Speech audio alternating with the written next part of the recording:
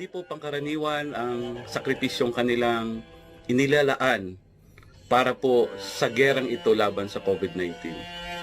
Kaya sa halip po na magkaroon, i-discriminate natin sila, kasi it's very ironic na sinasabi natin na sila ay makabagong bayani. Pero ganito po ang pagtrato natin sa kanila.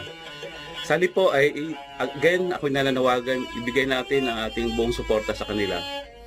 Ipanalangin natin na sila ay magkaroon pa rin ng tibay ng loob para patuloy sa kanilang pagserbisyo para po sa atin laban sa COVID-19 na ito. Kaya muli po, kalinsabay ng ating panawagan sa pamahalaan na ibigay ang pangangailangan ng ating mga healthcare workers, ang kanilang personal protective equipment, halimbawa ang ayuda sa kanila, ang kompensasyon sa kanila. Panawagan na rin sa ating mga kababayan.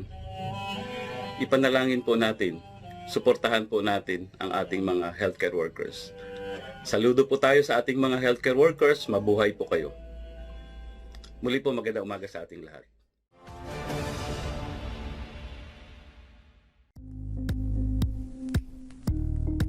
Thank you for watching Politico TV. Please like and subscribe to our channel for more videos.